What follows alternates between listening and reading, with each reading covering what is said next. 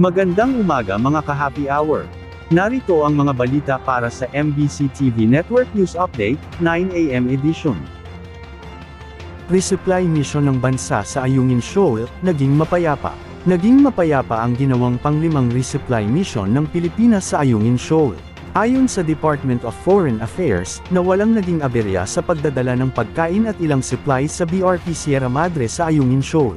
Ito na ang panglimang rotation and reprovisioning mission para sa mga sundalo ng bansa na nakatalaga sa tank landing vessel, na siyang nagsisilbing outpost ng bansa para panghawakan ang soberanya sa karagatan sa lugar.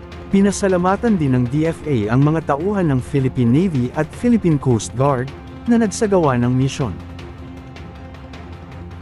Samantala, mga bagong abogado, hinamon na maging tapat sa trabaho.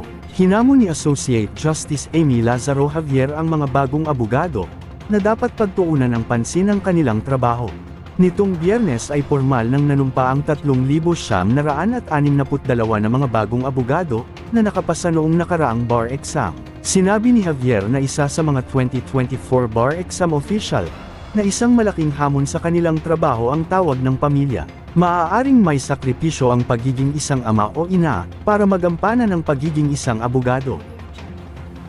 Sa iba pang balita, Palasyo, sinabing sariling opinyon ni PBBM ang pahayag nito sa kontrobersyal Senate Bill 1979.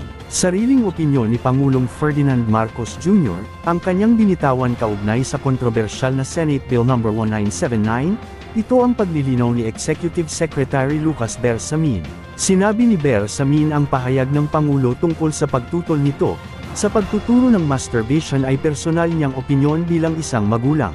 Ipinaliwanag din ni Bersamin na karaniwan lang ang pagiging broad ng mga salita, kaya kahit itinatanggi ni Hontiveros na walang kinalaman sa pagtuturo ng masturbation ang kanyang orihinal na panukala, posibleng ganito ang connotation ng nabasa ng presidente. Nagbigay din ng personal na opinyon si Bersamin tungkol sa panukala, at bilang head of the family, tutol siya sa SD 1979. Pero nilinaw niyang hindi ito nangangahulugan ng paghuhusga sa panukalang batas.